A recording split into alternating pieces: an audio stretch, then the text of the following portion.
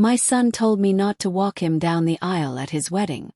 Said his girlfriend's rich mom was a better look. I sat quietly in the last pew and watched. 1 year later he needed me. What happened next changed everything. Let me tell you the whole story. First, thank you for watching Granny's Voice. Your support means the world to us. If you like our stories, please hit that subscribe button. Tell us in the comments what city you're watching from. We might give you a shout out next time. Today's special shout out goes to Emma Rodriguez from Miami. We love having you here. Now let's dive into this story. People say a son's first hero is his mom. I believed that for 30 years. After his dad left when Tommy was just 5, it was me and him against the world. I was 28, scared, standing in our empty apartment with boxes everywhere and a little boy asking why daddy wasn't coming home. I made a promise that day. You'll never wonder if someone loves you. Not while I'm here. For 25 years I kept that promise. I didn't spoil him or give him things we couldn't afford. But I showed up to every baseball game, every school play, every scraped knee and broken heart. I packed his lunch every day. I taught him to drive in our old Honda. I helped him build that science project volcano that took over our kitchen table for weeks. He called me Mama until high school. Even when he switched to Mom, I could still see the love in his eyes. But somewhere along the way, that love got mixed up with shame. He started caring more about what things looked like than what they meant. I wasn't poor. I worked hard as a nurse, owned our little house, saved every penny I could. But I wasn't fancy. No designer clothes, no country club, no networking parties. Just a woman who worked night shifts and read him bedtime stories. The change started when he got serious with Jessica, his girlfriend. First time I met her, she looked me up and down like I was something stuck to her shoe. Tommy didn't say anything when she made that face. That should have been my first warning. The second warning came at her parents' house for dinner. They had a mansion with marble floors and paintings that cost more than my car. That night, Tommy barely talked to me. He was too busy trying to fit in with her family and their rich friends. When he introduced me, he said, "This is my mom, Linda. She works in healthcare." Healthcare. Like I was embarrassed to be a nurse. But nothing prepared me for what came next. We were sitting in my kitchen on a Sunday morning. I was making pancakes like I did every weekend when he was little. He was drinking coffee and looking nervous. "Mom," he said suddenly, "I need to talk to you about the wedding." "Sure, honey," I said, flipping a pancake. "What about it?" He looked down at his hands. "Well, Jessica and I were talking. We think it would look better if her mom walked me down the aisle instead." I almost dropped the spatula. "What do you mean, better?" "Just, her family is paying for everything. A lot of important people will be there. Business people. Her mom knows how to handle these things." I turned off the stove and looked at him. Really looked at him. "So after raising you by myself for 25 years, I'm not good enough to walk you down the aisle because I don't have money?" "That's not what I meant," he mumbled. "Then what did you mean?" I asked. He couldn't look at me. "Just one day, Mom. Just one moment." "No," I said quietly. "It's the moment. It's the moment you tell the world who matters to you. And you just told me it's not me." "Mom, you're being dramatic." "Am I?" I asked. "Then explain it to me. Make me understand how the woman who raised you isn't fit to stand beside you on your wedding day." He got up from the table. "Why can't you just be happy for me?" "I'm happy for you," I said. "But I'm also hurt. And disappointed. You're choosing image over love. You're picking what looks good over what is good." He grabbed his jacket. "I knew you'd make this about you." "I'm not making it about me," I said. "You made it about me when you decided I wasn't good enough." He left without another word. That afternoon, I went to my bedroom and opened the shoebox under my bed. Inside was every penny I'd saved for his wedding. 3 years of extra shifts, skipped dinners out, old shoes instead of new ones. $15,000. I took that money and opened a savings account just for me. When the wedding day came, I didn't fight it. I put on my best dress, the navy blue one I wore to graduations and church. I did my hair nice and drove to the fancy venue they'd chosen. I sat in the very last row, alone, watching my son get walked down the aisle by a woman in a $1,000 dress who barely knew him. People whispered and pointed. They wondered who I was and why I was sitting so far back. I didn't care. I watched Jessica's mom hold my son's arm like she'd earned the right. I watched my boy smile at cameras instead of looking for me in the crowd. My heart broke that day, but I didn't cry. Not there. After the ceremony, people took pictures. I wasn't invited into any of them. I stood by myself near the parking lot just watching. Tommy found me before I could leave. He walked over in his fancy tuxedo, looking uncomfortable. "Mom," he said. "Thanks for coming." "Of course I came," I told him. "You're my son." He shifted his weight. "I know today was different, but I hope you understand." "I understand perfectly," I said. "You made your choice. Now I get to make mine." "What's that supposed to mean?" "It means I love you, but I won't beg for a place in your life anymore." He opened his mouth to say something, but I was already walking to my car. That night, I sat at my kitchen table with a cup of tea and my laptop. I looked up travel websites and vacation packages. Beach trips, mountain cabins, city tours. All the places I dreamed of seeing but never went because I was saving for his future. The future where I apparently didn't belong. I booked a 2-week cruise to Alaska. Then I booked a weekend in New York City. Then I signed up for painting classes I'd wanted to take for years. The money I'd saved for his wedding. It was mine now. And I was going to use every penny on myself. The months that followed were quiet. Tommy called a few times, but our conversations were short and awkward. He'd ask how I was doing, I'd say fine, and then we'd run out of things to say. I didn't ask about Jessica or their new apartment or their fancy married life. If he wanted to share, he could. But I wasn't going to pretend everything was normal when it wasn't. Kept busy. I took those painting classes and discovered I was actually pretty good at it. I went on my cruise and watched whales jump out of the ocean. I made new friends who liked me just the way I was. I didn't need their approval or their money. I just needed to remember who I was before I became someone's mother. Then one morning my phone rang. It was early, too early for a social call. I looked at the screen and saw Tommy's name. My heart jumped. Had something happened? Was he hurt? I answered on the second ring. "Tommy. What's wrong?" "Mom," he said, and his voice was shaking. "Can I come over? We need to talk." "Course," I said. "Are you okay? Just... can I come over now?" 20 minutes later, he was at my door. He looked terrible. His hair was messy, his clothes wrinkled. His eyes red like he'd been crying. I let him in and made coffee while he sat at the kitchen table with his head in his hands. When I set the coffee down, he looked up at me. "Jessica left me," he said. "She took everything and moved back in with her parents." "I don't understand," I said, sitting down across from him. "I thought you were happy." "We were," he said. "Least I thought we were. But last month, her dad's business got investigated by the government. Turns out they were stealing money. Jessica's whole family might go to jail. The second that happened, her friends stopped calling. The fancy parties stopped. The money dried up. And Jessica, she blamed me.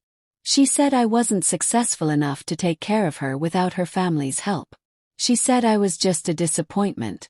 She called me a failure, Mom. Said she wasted her time on someone who would never amount to anything. Then she packed her bags and left. Took the wedding gifts, the furniture, even the car that was in both our names. I'm living in a studio apartment now. Sleeping on an air mattress. I lost my job too. Her dad had gotten me hired at his company, and when the investigation started, they fired everyone connected to the family. I don't have anyone left. I looked at my son, really looked at him. The fancy clothes were gone. The confident smile was gone. He looked like the scared little boy who used to crawl into my bed during thunderstorms. "I'm sorry that happened to you," I said quietly. "Sounds really hard." He nodded, wiping his nose with his sleeve. "I know I don't deserve to ask, but could I maybe stay here for a while? Just until I get back on my feet." I thought about it for a long minute. My house was quiet now. Peaceful. I'd built a life that was just mine, without drama or disappointment. Letting him back in would change that. It would mean risking my heart again with someone who'd already broken it once. But looking at him sitting there, broken and alone, I saw something I hadn't seen in years. I saw someone who was finally learning what really mattered. "You can stay," I said. "But we need to have some rules." He looked up hopefully. "Anything, Mom. I'll do anything." "First," I said, "this isn't permanent. You'll help with groceries and housework while you look for a job. Second, you'll treat me with respect. Not like I'm something to be ashamed of. And third, you'll go to counseling. You need to figure out why you thought I wasn't good enough, because that hurt me more than you know." He nodded quickly. "Yes, absolutely. Whatever you want." "I don't want whatever I want," I said. "I want you to want it too. I want you to understand that love isn't about money or status. It's about showing up. It's about being there when things get hard." That first week was awkward. We were like strangers living in the same house. He slept in his old room, but everything was different now. The baseball trophies and school pictures seemed to belong to a different person. We were both trying to figure out how to be around each other again. But slowly things started to change.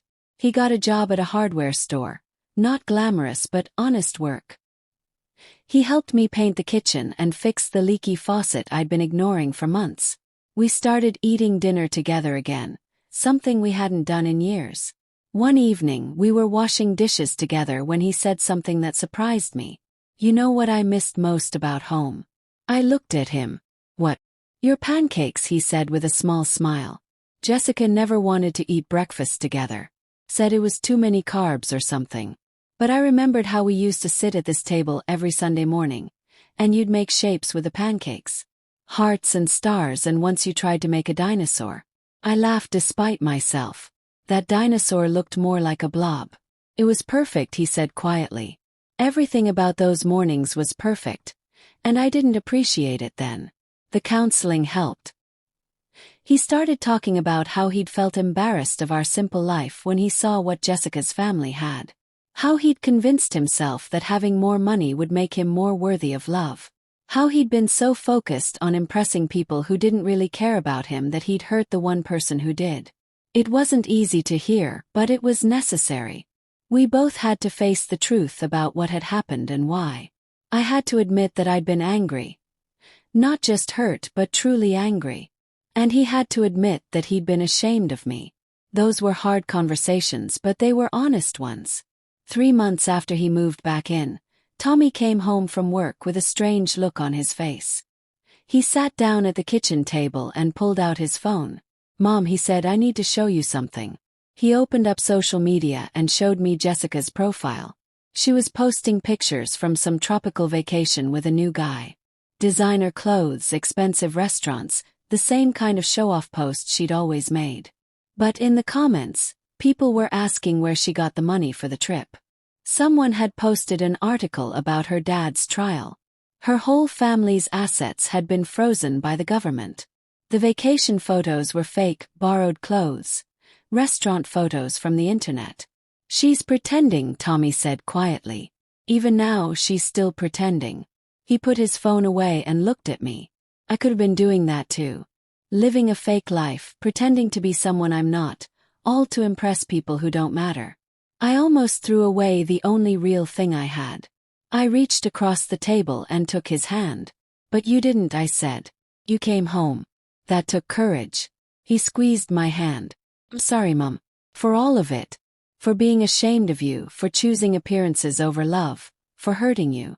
You deserved so much better from me." "I know," I said simply. "But I also know you're not that person anymore." That weekend, we did something we hadn't done in years. We went to the park where I used to take him when he was little.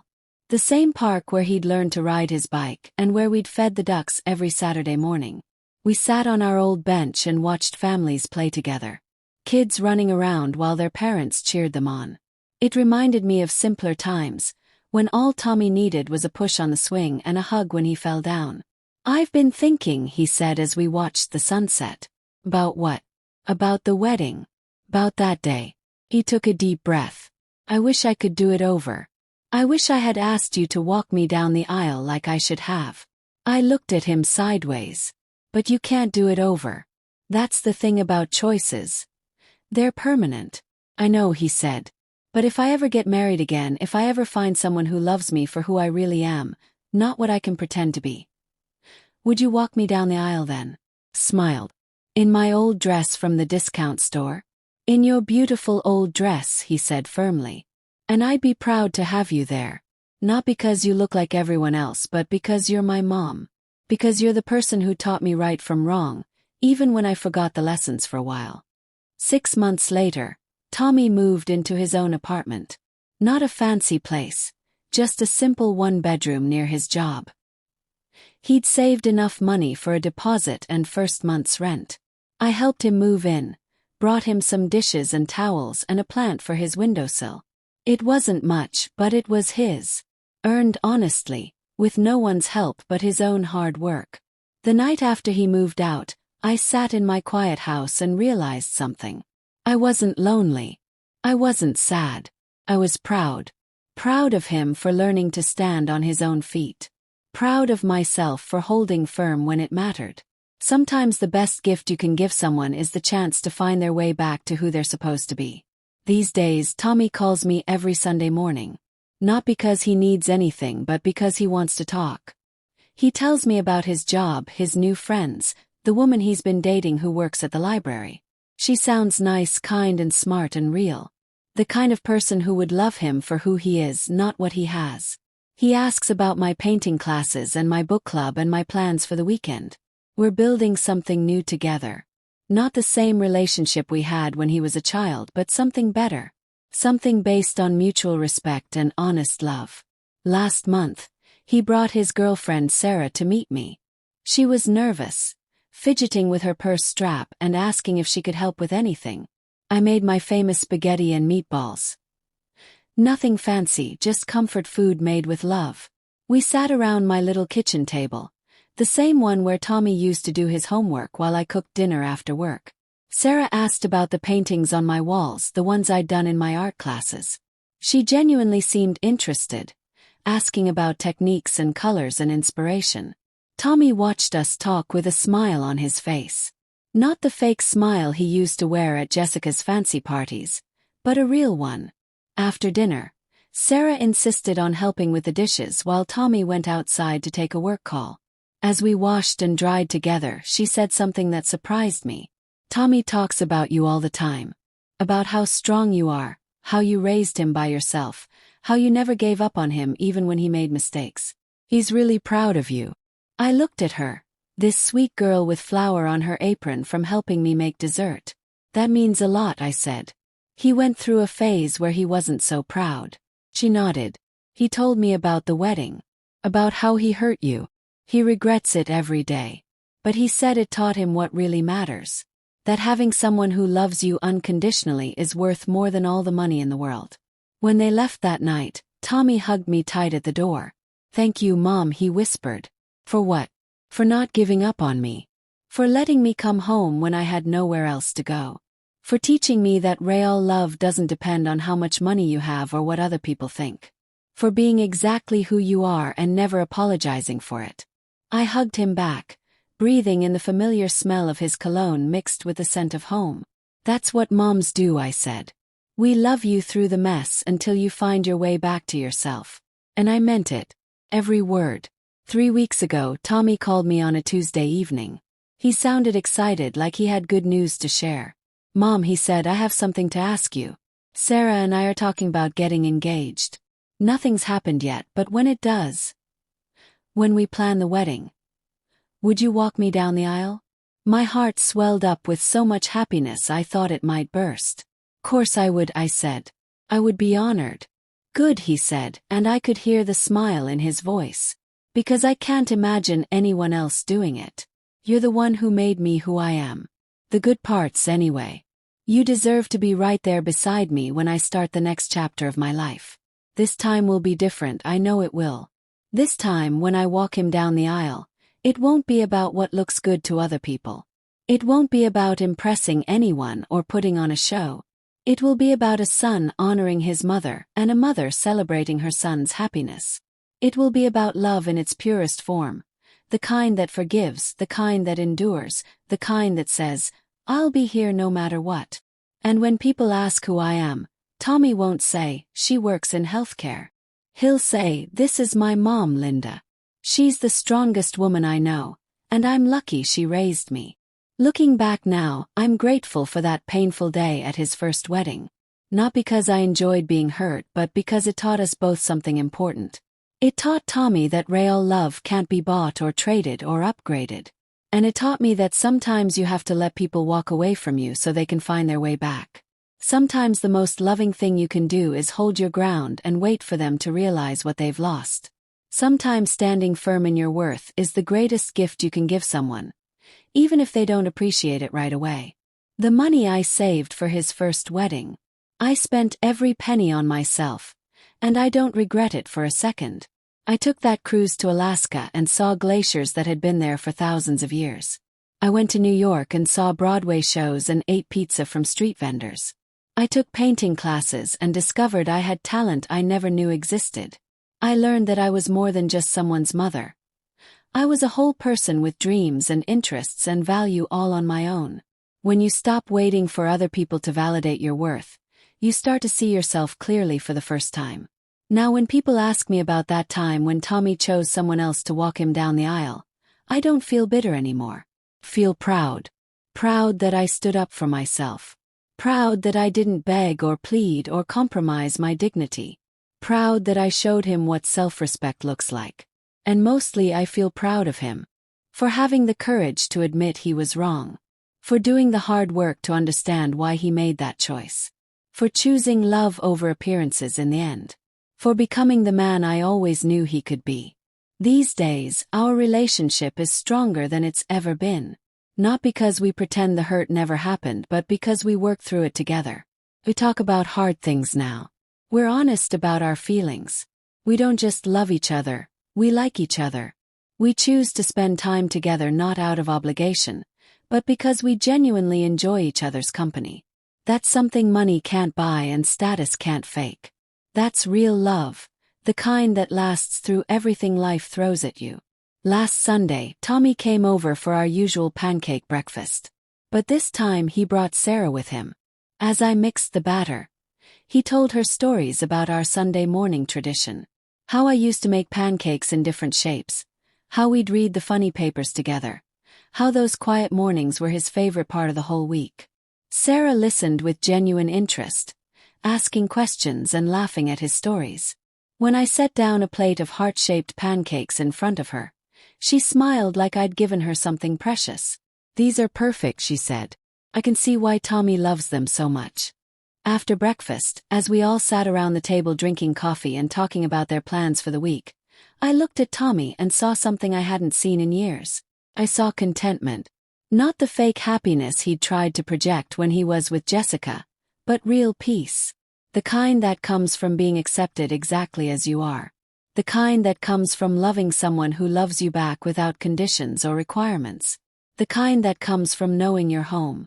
And watching him with Sarah, seeing how gentle he was with her and how she looked at him like he was everything she'd ever wanted, I knew he'd finally learned the lesson I'd been trying to teach him his whole life. Love isn't about what you can provide or how you look on paper. Love is about showing up. It's about being there when things get hard. It's about choosing someone again and again, through good times and bad times and boring Tuesday nights when there's nothing special happening. It's about seeing someone's flaws and choosing them anyway. It's about building something real together, not just taking pictures for social media. Tommy learned that lesson the hard way, but he learned it. And now he gets to live it with someone who deserves the man he's become. I still have the dress I wore to his first wedding, the navy blue one that didn't cost enough to impress anyone. I've kept it in my closet, waiting for the right occasion to wear it again. Soon I'll take it out and have it cleaned and pressed. I'll put it on again, but this time it will mean something completely different. This time it will represent victory. Not the victory of being chosen over someone else, but the victory of standing firm in my worth until someone else recognized it too. The victory of loving someone enough to let them go and find their way back. The victory of being exactly who I am and never apologizing for it. When I walked Tommy down the aisle this time, I won't be thinking about the people watching or what they might whisper about. I won't be thinking about whether my dress is expensive enough or my shoes are shiny enough. I'll be thinking about the little boy who used to hold my hand crossing the street. I'll be thinking about the young man who called me every day from college just to hear my voice. I'll be thinking about the son who came home broken and let me help put him back together. I'll be thinking about love in all its forms. The love that disciplines, the love that forgives, the love that endures. And when the officiant asks who gives this man to be married, I'll say proudly, his mother does. Not because I own him or because I'm losing him, but because I helped make him into someone worthy of real love. Because I taught him right from wrong and he finally learned the difference. Because after all these years and all these mistakes and all this hurt, we found our way back to each other. We found our way back to love. And that's worth more than any amount of money or status or approval from people who don't really matter. The best revenge isn't getting even. It's living well. It's standing firm in your worth and waiting for others to recognize it. It's choosing self-respect over being chosen by someone who doesn't value you. It's loving someone enough to let them make their own mistakes and learn their own lessons. Sometimes the people we love most have to lose us to understand what they had. Sometimes they have to choose other people to realize we were the right choice all along. Sometimes they have to fall down to remember who taught them how to get back up. My son learned that lesson. It took a year of being married to someone who only loved his potential, not his reality. It took losing everything he thought mattered to remember what actually did matter. It took swallowing his pride and asking for help to understand that pride had been keeping him from love all along. But he learned it. And now he gets to live it. And I get to walk him down the aisle again. This time to someone who deserves him. This time to someone who sees him the way I always have. As someone worth loving exactly as he is. So if you're watching this and you're dealing with someone who makes you feel like you're not good enough, remember my story. Remember that your worth doesn't depend on other people's approval. Remember that real love doesn't ask you to change who you are or apologize for what you don't have. Remember that sometimes the most loving thing you can do is walk away and let someone realize what they've lost. Don't beg for a place in someone's life. Don't compromise your dignity for someone's attention. Stand firm in your worth and wait for people who recognize it. The right people will see you clearly and choose you gladly. The wrong people will try to change you or hide you or make you feel ashamed of who you are. Let them go. Love yourself enough to let them go. Because when you stop accepting less than you deserve, you make room for people who will give you everything you've always wanted. You make room for real love, honest love, the kind that lasts through everything life can throw at you. That's the lesson I learned, and that's the lesson I taught my son. Not by lecturing him but by living it. Now, as I finish this story, I want you to know that forgiveness doesn't mean forgetting. It doesn't mean pretending the hurt never happened. It means choosing to love someone despite the pain they caused. It means giving them a chance to do better while protecting yourself from being hurt the same way again. It means setting boundaries and sticking to them. It means requiring changed behavior, not just apologies. Real forgiveness is earned through actions, not just words. My son earned his way back into my heart by showing me he'd learned from his mistakes. He didn't just say he was sorry. He became someone different, someone better. Someone who valued love over appearances and relationships over reputation. Someone who understood that the people who love you when you have nothing are the people worth keeping when you have everything. That's the person he is now. And that's the person Sarah fell in love with. Not the fake version of himself he used to present to the world, but the real him. The him I raised. The him I always believed he could be again. In a few months, I'll put on that navy blue dress again. I'll do my hair and put on my sensible shoes and walk into another wedding venue. But this time everything will be different. This time I'll be walking down the aisle with my head held high, knowing I belong there. Knowing I earned my place not through money or connections, but through love. Through years of showing up, through nights of worrying, through the countless small sacrifices that add up to a lifetime of devotion. Through the strength to let go when I needed to and the grace to welcome him back when he was ready. This time, when people see me walking my son down the aisle, they won't whisper about why I'm there. They'll see a mother who raised a good man. They'll see a woman who stood firm in her worth until others recognized it too. They'll see real love in action. Not the kind that depends on circumstances, but the kind that endures through everything. The kind that says, "I'll be here when you're ready to come home." The kind that teaches lessons through actions, not just words. The kind that believes in second chances but requires changed behavior to earn them. And when my son looks at me as we walk down that aisle together, he won't see someone he's ashamed of. He'll see his hero. He'll see the woman who never gave up on him, even when he gave up on himself. He'll see the person who taught him what real love looks like by living it every single day. He'll see his mom, and he'll be proud to have me by his side. Not because I've changed or become someone different, but because he finally learned to see me clearly. Because he finally understood what he'd had all along. That's the real victory in this story. Not that I got chosen in the end, but that my son learned to choose wisely. Not that I won some competition with another woman, but that my son learned what's worth competing for and what isn't. Not that I got my way, but that I stayed true to myself until others learned to value what I'd always known I was worth. Sometimes the best thing you can teach someone is to let them learn it for themselves. Sometimes the greatest gift you can give someone is the chance to miss you and realize what they lost. My son learned that lesson, and now he gets to live the rest of his life with that wisdom. He gets to love Sarah with the full knowledge of what real love costs and what it's worth. He gets to be a husband who values his wife not for what she brings to his image, but for who she is in her heart. He gets to be a man who chooses substance over surface, character over reputation, love over everything else that pretends to matter but doesn't. And someday, if he has children of his own, he'll teach them these same lessons. Not by lecturing them, but by living them. The cycle continues, but this time it's a cycle of wisdom instead of mistakes. This time it's a cycle of choosing love over fear, authenticity over appearances, real relationships over fake ones. This time it's a cycle of standing firm in your worth and teaching others to recognize it. Thanks for watching Granny's Voice. Please subscribe.